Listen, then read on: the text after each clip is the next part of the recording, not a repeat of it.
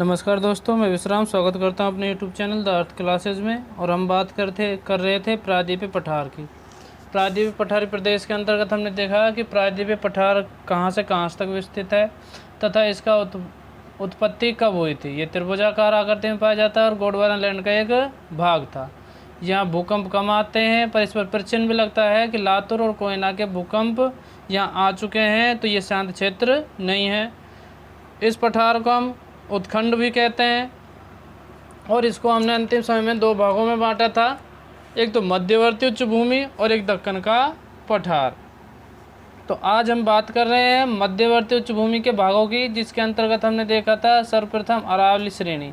तो इस पार्ट में, इस वीडियो में हम अरावली श्रेणी का विस्तार से अध्ययन करेंगे। उससे पहले जिन व्यक्तियों ने हमारा चैनल सब्सक्राइब नहीं किया, सब्सक्राइब कर ले, बेल आइकन दबा ले नई नई वीडियो देखने के लिए। लाइक शेयर करना न भूलें और साथ में कमेंट अवश्य रूप से करें। तो प्रारंभ करते हैं आज की हमारी वीडियो, जिसमें हम बात कर रहे हैं अरावली श्रेणी की।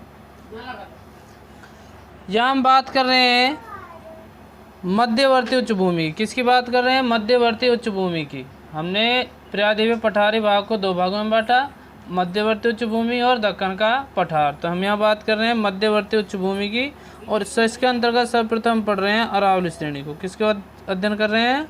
अरावली श्रेणी को।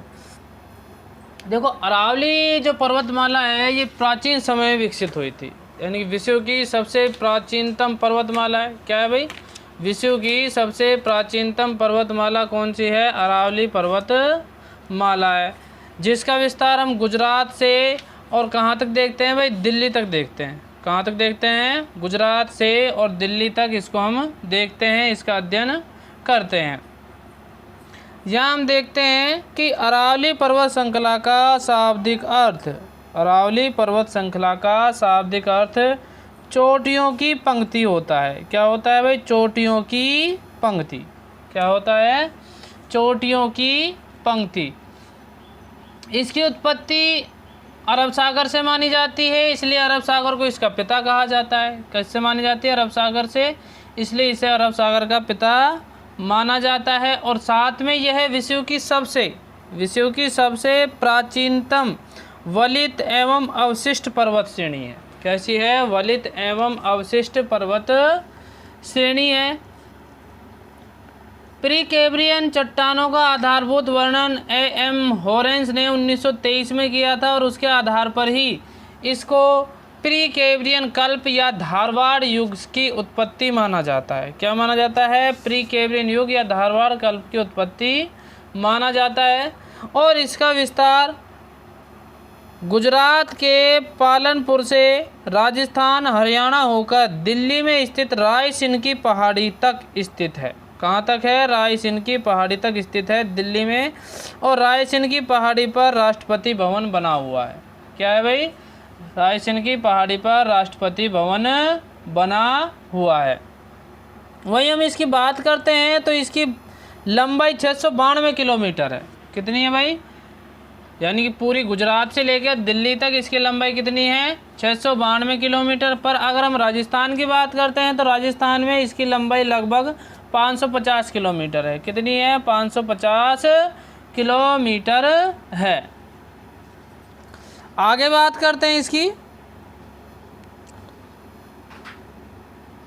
अरावली माला है, अरावली पर्वत श्रेणी है। इसकी उत्पत्ति प्री कैम्ब्रियन कल्प में हुई थी। कब हुई थी? प्री कैम्ब्रियन कल्प या धारवाड़, क्या धारवाड़ युग में हुई थी।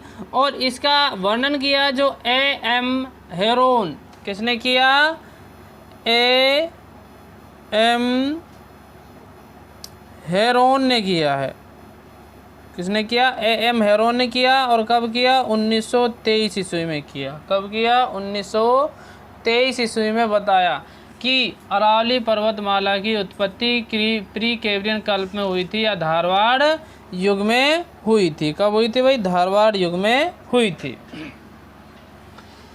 अरावली पर्वतमाला की सर्वोच्च चोटी गुरु शिखर है। कौन सी है भाई? गुरु शिखर है, जिसकी ऊंचाई 1722 मीटर है। कितनी है भाई? 1722 मीटर है, जो कहाँ पर स्थित है भाई? सिरोही में। कहाँ पर स्थित है? सिरोही में स्थित है। अरावली की पहाड़ियों को अलग अलग जगह अलग अलग नामों से जाना जाता है, जिसमें हम सर्वप्रथम देखते हैं उदयपुर। क्या देखते हैं भाई? उदयपुर। और उदयपुर में इसे क्या कहा जाता है? जरगा की पहाड़ियाँ। क्या कहा जाता है? जरगा की पहाड़ियाँ। वही हम बात करते हैं टोड़गढ़ की। टोड़गढ़ में इसे मारवाड़ की पहाड़ियाँ कहा जाता है। क्या कहा जाता है? मारवाड़ की पहाड़ियाँ। बात करते हैं अलवर की। अलवर में इसे हर्षनाथ की पहाड़ियों के नाम से जाना जाता है। किस नाम से जाना जाता है? हर्षनाथ की पहाड़ियों के नाम से जाना जाता है। दिल्ली में इसे रिज की पहाड़ियों के नाम से जाना जाता है। अरावली पर्वतमाला को दिल्ली में रिज की पहाड़ियाँ के नाम से जाना जाता है। सीकर में मालखेत की पहाड़ियों के नाम से जाना जाता है। जालौर में सुंडा की पहाड़ियों के नाम से जाना जाता है। और वहीं हम कर्नल टोड की बात करें, किसकी बात करें? कर्नल टोड की। तो उन्होंने अरावली पर्वतमाला को हिंदू, क्या कहा है?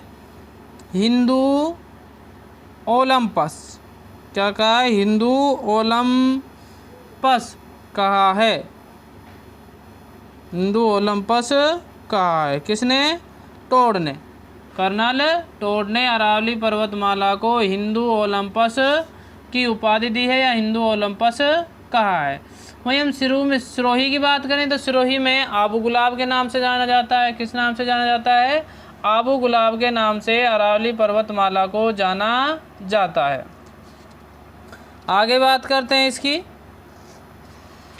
अरावली पर्वतमाला है जो जल विभाजक के रूप में भी कार्य करती है। किसके रूप में कार्य करती है? जल विभाजक के रूप में भी कार्य करती है, इसलिए इसे जल विभाजक रेखा भी कहा जाता है। क्या कहा जाता है? अरावली पर्वतमाला को जल विभाजक रेखा कहा जाता है, यानी कि जल विभाजक का कार्य करती है, तो इसे जल विभाजक रेखा भी कहा जाता है।